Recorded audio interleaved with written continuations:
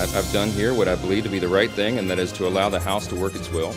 And as I've said, you do the right thing and you let the chips fall where they may. So I will continue to do that.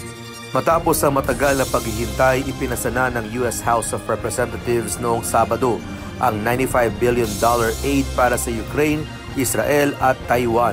$60.84 billion dito ay mapupunta para sa pag-replenish ng armas, stocks at facilities ng Ukraine. $26.38 billion naman ang para sa Israel at $8.12 billion naman para sa Taiwan. Three of our primary adversaries, Russia and Iran and China, are working together, and they're being aggressors around the globe. And they're a global threat to our prosperity and our security. Their advance threatens the free world, and it demands American leadership. If we turn our backs right now, the consequences could be devastating.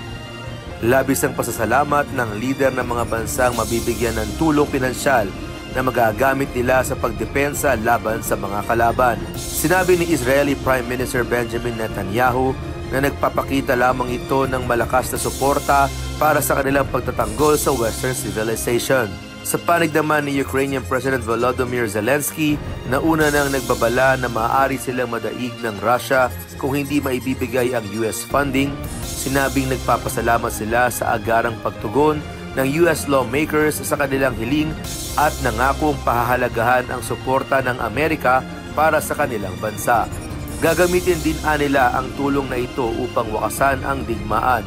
Nangako naman ang Taiwan na sisiguraduhin nilang gagamitin ang pinagkaloob sa kanilang budget ng naaayon sa mga umiiral na mekanismo at sisikapin na palakasin ang kakayahan sa kahandaan para matiyak ang pambansang seguridad at kapayapaan sa Taiwan Strait. Ayon sa US Senate, inaasahang maipapasa ito araw ng Martes at agad ipapadala sa tanggapan ni President Joe Biden upang malagdaan. Sanicos, UNTV News and Rescue, USA. Diyos ang aming sandigan, serbisyo publiko ang aming pinahahalagahan.